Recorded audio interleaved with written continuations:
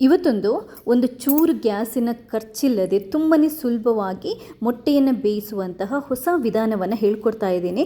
ಒಂದ್ಸರಿ ಟ್ರೈ ಮಾಡಿ, ಖಂಡಿತವಾಗ್ಲೂ ನೀವು ಇದನ್ನ ಇಷ್ಟಪಡ್ತೀರಾ. ನನ್ನ ಈ ವಿಡಿಯೋ ನಿಮ್ಗೆ ಇಷ್ಟ ಆದರೆ ಲೈಕ್ ಮಾಡಿ, ಬೇರೆಯವ್ರಿಗೆ ಶೇರ್ ಮಾಡಿ ಕೂಡ. ಹಾಗೆಯೇ ಇಲ್ಲಿ ತನಕ ನೀವು ಯಾರಾದರೂ ನನ್ನ ಚಾನೆಲ್ಗೆ ಸಬ್ಸ್ಕ್ರೈಬ್ ಆಗಿಲ್ಲದಿದ್ದರೆ ಸಬ್ಸ್ಕ್ರೈಬ್ ಆಗಿ, ಯಾಕಂತಂದರೆ ನಾನು ನೆಕ್ಸ್ಟ್ ಹಾಕುವಂಥ ಕೂಡ ಎಲ್ಲ ವೀಡಿಯೋಸ್ಗಳನ್ನು ನೀವು ಮಿಸ್ ಮಾಡದೆ ನೋಡ್ಕೋಬೋದು. ಥ್ಯಾಂಕ್ಸ್ ಎಲ್ರಿಗೂ. ಈ ವಿಧಾನದಲ್ಲಿ ಮೊಟ್ಟೆನ ಬೇಯಿಸಲಿಕ್ಕೆ ನಾನಿವತ್ತು 5 ಮೊಟ್ಟೆನ ತಗೊಂಡಿದ್ದೇನೆ. ಮೊಟ್ಟೆ ಬೇಯಿಸೋಕ್ಕಿಂತ ಮುಂಚೆ ನೀಟಾಗಿ ಮೊಟ್ಟೆನ ಒಂದ್ಸರಿ ಚೆಕ್ ಮಾಡ್ಕೊಳ್ಳಿ. ಎಲ್ಲಾದರೂ ಹಾಳಾಗಿದೆಯಾ, ಕ್ರ್ಯಾಕ್ಸ್ ಇದೆಯಾ, ಏನಾದರೂ ಕೆಟ್ಟು ಹೋಗಿದೆಯಾ ಅಂತ. ಕೆಟ್ಟು ಹೋಗಿದ್ರೆ, ಕ್ರ್ಯಾಕ್ಸ್ ಇದ್ದರೆ ದಯವಿಟ್ಟು ಯೂಸ್ ಮಾಡಬೇಡಿ.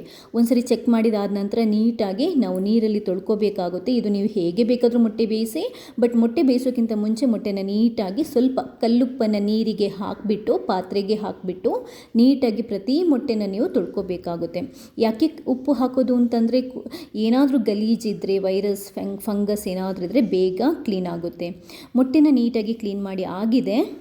ಇವಾಗ ಮೊಟ್ಟೆನ ಬೇಯಿಸುವಂಥ ವಿಧಾನವನ್ನು ಹೇಳ್ಕೊಡ್ತಾ ಇದ್ದೇನೆ. ತುಂಬಾ ಸಿಂಪಲ್. ನಾವು ಊಟಕ್ಕೆ ಅನ್ನ ಮಾಡ್ಕೊತೀವಲ್ವ, ಆವಾಗ ಜೊತೆಗೆ ಮೊಟ್ಟೆನ ಬೇಯಿಸುವಂಥದ್ದು. ಯೂಶ್ವಲ್ ಆಗಿ ರೈಸನ್ನು ತೊಳೆದ್ಬಿಟ್ಟು ನೀರು ಹಾಕಿಬಿಟ್ಟು ಬೇಯಲಿಕ್ಕೆ ಇರ್ತಿರಲ್ವ, ರೈಸ್ ಒಂದು 30-40% ಅಷ್ಟು ಬೆಂದಿರಬೇಕು. ನೋಡಿ, ಈ ಥರ ಆಗಿರಬೇಕು. ಇವಾಗ ಯೂಶ್ವಲ್ ಆಗಿ ನಾವು ಒಂದು 30-40% ಅನ್ನ ಬೆಂದ ನಂತರ ಉರಿನ ಕಮ್ಮಿ ಮಾಡ್ಕೊತೀವಿ ಅಥವಾ ಮೀಡಿಯಮ್ ಇಟ್ಕೊತೀವಿ. ಇದರಲ್ಲೂ ಕೂಡ ಹಾಗೆ ಉರಿಯನ್ನು ಮೀಡಿಯಮ್ ಆಗಿ ಇಟ್ಕೊಳ್ಳಿ. ಅದಾದ ನಂತರ ಈ ಮೊಟ್ಟೆನ ನಿಧಾನವಾಗಿ ಇದರೊಳಗಡೆ ಹಾಕೋಬೇಕು. ಈ ಥರ ಒಂದು ಸ್ಪೂನ್ ತಗೊಂಡು ಮೊಟ್ಟೆನ ಒಂದೊಂದಾಗಿ ಹಾಕ್ಕೊಳ್ಳಿ, ಒಟ್ಟಿಗೆ ಹಾಕೋಬೇಡಿ. ಬಿಸಿ ನೀರು ಕುದೀತಾ ಇರುತ್ತೆ, ಹಾರೋ ಚಾನ್ಸಸ್ ಇರುತ್ತೆ. ತುಂಬಾ ಕೇರ್ಫುಲ್ಲಾಗಿ ಎಲ್ಲ ಮೊಟ್ಟೆನ ಹಾಕ್ಕೊಳ್ಳಿ. ಹಾಕ್ಕೊಂಡಾದ ನಂತರ ಮೀಡಿಯಮ್ ಫ್ಲೇಮಲ್ಲಿ 2 ನಿಮಿಷ ಅನ್ನದ ಜೊತೆಗೆ ಈ ಮೊಟ್ಟೆಯನ್ನು ಬೇಯಲಿಕ್ಕೆ ಬಿಡಬೇಕು. 2 ನಿಮಿಷ ಆದ ನಂತರ ಅನ್ನ ಅಟ್ಲೀಸ್ಟ್ ಒಂದು 80% ಅಷ್ಟು ಬೆಂದಿರುತ್ತೆ. 70-80% ಅಷ್ಟು ಬೆಂದಿರುತ್ತೆ. ಮೊಟ್ಟೆ ಒಂದು 40% ಆದರೂ ಬೆಂದಿರುತ್ತೆ. ಇವಾಗ ಇಷ್ಟಾದ ನಂತರ ನಾವು ಯೂಶ್ವಲಾಗಿ ಏನು ಮಾಡ್ತೀವಿ, ಸ್ಟೀಮಲ್ಲಿ ಅನ್ನನ ಬೇಯಿಸ್ತೀವಿ, ಅಂದರೆ ಮುಚ್ಚಿಟ್ಬಿಟ್ಟು ಬೇಯಿಸ್ತೀವಿ. ಇದರಲ್ಲಿ ಕೂಡ ಅಷ್ಟೇ, ಏನು ಎಡಿಷ್ನಲ್ ಏನೂ ಇಲ್ಲ. ಮುಚ್ಚಿಟ್ಬಿಟ್ಟು ಸ್ಟೀಮಲ್ಲಿ 2 ನಿಮಿಷ ಬೇಯಲಿಕ್ಕೆ ಬಿಡೋಣ.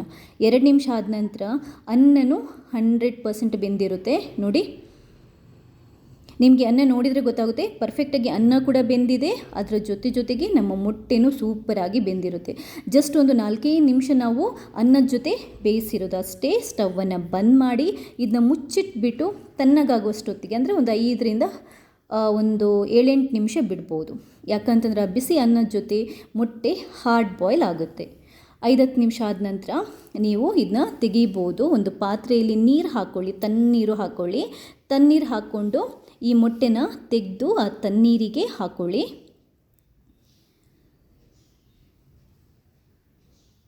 ಇಷ್ಟೇ, ತುಂಬ ಸಿಂಪಲ್. ನೀವು ನೋಡಿ, ಒಂದು ಮೊಟ್ಟೆಯಲ್ಲಿ ಕ್ರ್ಯಾಕ್ ಆಗಿಲ್ಲ, ಒಂಚೂರು ಕ್ರ್ಯಾಕ್ ಆಗಿಲ್ಲ, ಪರ್ಫೆಕ್ಟಾಗಿ ಮೊಟ್ಟೆ ಬೆಂದಿರುತ್ತೆ.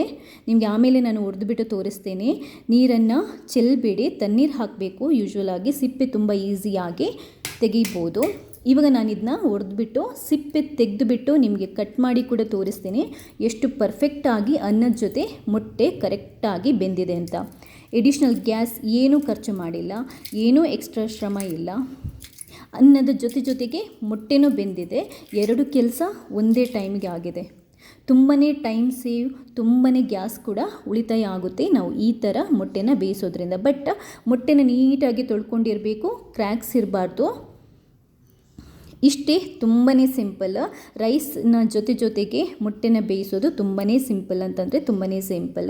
ಒಂದು ನೀವು ಟಿಪ್ಸನ್ನು ಫಾಲೋ ಮಾಡಬೇಕೇನು ಅಂತಂದರೆ, ಸ್ಟಾರ್ಟಿಂಗೆ ಮೊಟ್ಟೆನ ರೈಸ್ ಜೊತೆಗೆ ಹಾಕಬೇಡಿ. ರೈಸ್ ಅಟ್ಲೀಸ್ಟ್ ಒಂದು 30% ಬೆಂದಿರಬೇಕು.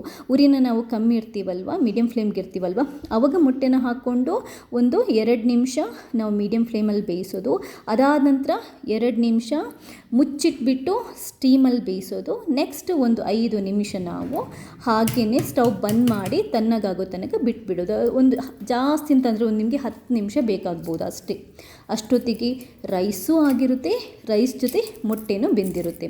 ಇಷ್ಟೇ. ಈ ವಿಡಿಯೋ ಇಷ್ಟ ಆದರೆ ಲೈಕ್ ಮಾಡಿ, ಬೇರೆಯವರಿಗೆ ಶೇರ್ ಮಾಡಿ ಕೂಡ. ಹಾಗೆಯೇ ಇಲ್ಲಿ ತನಕ ನೀವು ಯಾರಾದರೂ ನನ್ನ ಚಾನಲ್ಗೆ ಸಬ್ಸ್ಕ್ರೈಬ್ ಆಗಿಲ್ಲದಿದ್ದರೆ ಸಬ್ಸ್ಕ್ರೈಬ್ ಆಗಿ ನನ್ನ ಈ ಪ್ರಯತ್ನನ ಇದೇ ಥರ ಸಪೋರ್ಟ್ ಮಾಡ್ತಾನೆ ಇರಿ. ಥ್ಯಾಂಕ್ಸ್ ಎಲ್ರಿಗೂ.